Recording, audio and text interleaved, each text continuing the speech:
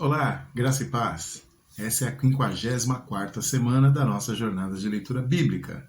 Dessa vez voltamos aos livros históricos, o segundo livro das Crônicas. Nós lemos o primeiro livro das Crônicas algumas semanas atrás, que introduz o reino de Salomão. E aí fomos ler os livros de sabedoria atribuídos a Salomão, escritos por Salomão. Lemos Eclesiastes, Provérbios e Cânticos dos Cânticos. Terminada essa parte, voltamos para as histórias a respeito do reino de Judá e de Israel, né, o reino dividido a partir do reinado de Salomão. Então, Segunda Crônicas retoma a história do povo de Deus, de onde nós tínhamos parado, o reinado de Salomão, aí no primeiro capítulo, demonstrando toda a sua sabedoria e a sua riqueza também. No capítulo 2, a sua aliança política com Irão, rei de Tiro. No capítulo 3 até o 5, o cronista dá um pouco mais de espaço aí para contar com detalhes a construção do templo, né? Obviamente a importância do templo para a vida religiosa do povo de Deus. Ele gastou esses 3 capítulos aí para falar disso. Mais, na verdade mais, né? Porque depois do capítulo 6 até o 7 ele vai falar da consagração do templo, da oração de Salomão na consagração do templo e da resposta de Deus. Então são 6 capítulos aí basicamente dedicados a esse assunto. Depois ele vai falar do capítulo 8 e 9 das construções que Salomão fez, as edificações, né, mostrando a sua prosperidade, alguns exemplos da sua sabedoria e também da sua riqueza. No capítulo 9, então, temos a morte de Salomão.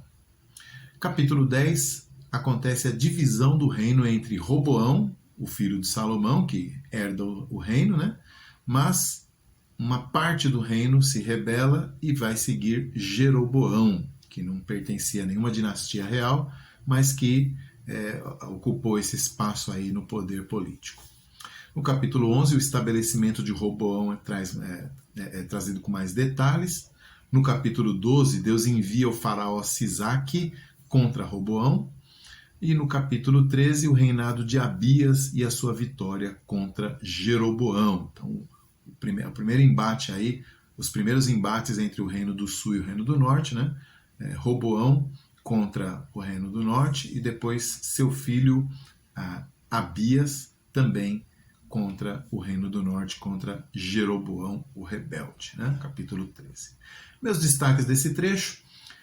Como nós já vimos, né, no primeiro livro das Crônicas, umas semanas atrás, nós não sabemos quem foi o autor, sabemos que foi escrito na época do retorno do exílio, com a finalidade de oferecer uma base para a unidade nacional, essa unidade em torno da aliança de Deus com Davi. Então, o cronista vai chamar a atenção do povo, dos seus leitores, seus primeiros leitores, para o fato de que eles precisam estar em torno de Davi, em torno da descendência de Davi, para que a aliança de Deus esteja sobre eles também.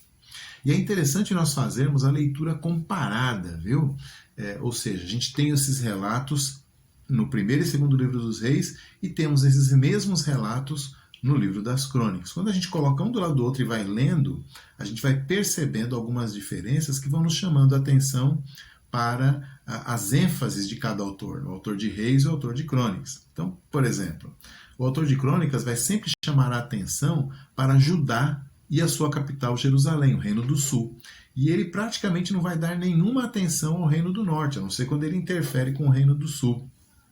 Então, ele é muito seletivo na história que ele está contando, ao contrário do livro dos reis, que ia contando, né, e alternando ali. Quando esse rei aqui reinava, estava no 3º ano, aquele ali começou a reinar no norte. Quando esse aqui no norte estava no 10º ano, esse aqui do sul morreu e começou a reinar. Ele vai alternando e o autor de crônicas não. Ele pega a linhagem de Davi no reino do sul e segue apenas ela.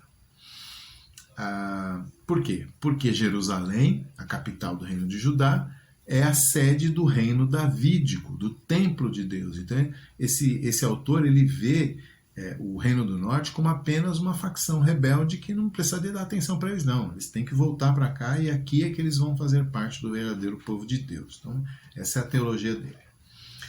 É por conta desse objetivo de enfatizar o Reino do Sul que ele acaba omitindo detalhes sobre a luta pelo poder na sucessão de Davi. A gente viu lá no livro dos Reis que houve um bastidor lá, houve quase um golpe de Estado e tudo mais, teve uma mobilização política enorme para que, na morte de Davi, Salomão o sucedesse.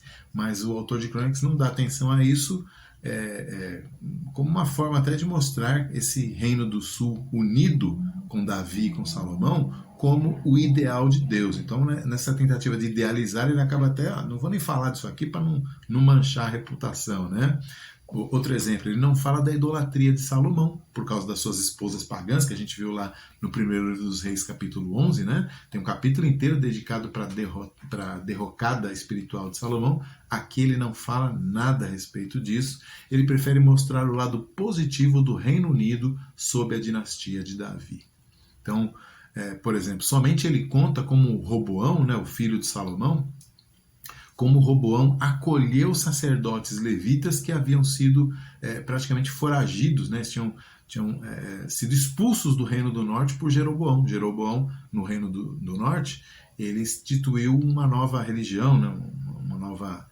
uma nova linhagem de sacerdotes, fez um templo lá e tal. Então os sacerdotes fiéis foram embora e vieram para o sul e foram acolhidos por Roboão. Então o que o nosso autor está querendo dizer? Que aqui na dinastia de Davi é que os santos estão, né? O verdadeiro povo de Deus está aqui. Ele fala de Roboão se arrependendo, apesar da invasão que Sisaque, né, o faraó Sisaque faz lá no capítulo 12, ele mostra que o Senhor teve misericórdia de Roboão, porque Roboão se arrependeu. Então, filho de Davi, descendente de Davi, ele está sempre ali tentando mostrar o lado mais positivo possível, né? Ele também é o único que conta lá no capítulo 13 o discurso de Abias contra Jeroboão e a vitória miraculosa de Abias. Então houve uma guerra ali entre Abias e Jeroboão do norte, Abias do sul, e o nosso autor destaca que Abias fez um discurso lá contra Jeroboão, né, contra o exército de Jeroboão, mostrando que aquilo era loucura, né, o povo de Deus não podia se dividir e se digladiar, e Deus lhe dá a vitória contra Jeroboão, que tinha um exército muito maior. Então ele está sempre focando tudo que for positivo do Reino do Sul, ele prefere destacar para passar a sua mensagem de que o seu povo, né, o povo que veio do exílio babilônico e que tem que reconstruir Judá, reconstruir Jerusalém, reconstruir o templo, ele quer que esse povo esteja motivado para ir em frente na obra que eles têm que fazer, sabendo que se eles fossem fiéis, eles seriam abençoados por Deus. Essa é a intenção do autor. E aí, no final, nós vemos que o cronista deseja colocar a esperança do seu povo na dinastia de Davi, de onde, afinal de contas, viria o rei ungido, né? Lá em 2 Samuel 7, Deus prometeu para Davi que ele mandaria um descendente de Davi, cujo reinado não teria fim. E nós, então, podemos compreender perfeitamente a ênfase do autor de Crônicas, né? Porque, afinal, nós já sabemos que Jesus, o filho de Davi, finalmente veio. Né? Veio da dinastia de Davi, trazendo salvação a seu povo. Então, ele tinha uma mensagem muito correta para o povo que voltou do exílio e também muito correta para nós. Jesus, o filho de Davi, veio e nele nós estamos unidos. Até a próxima semana.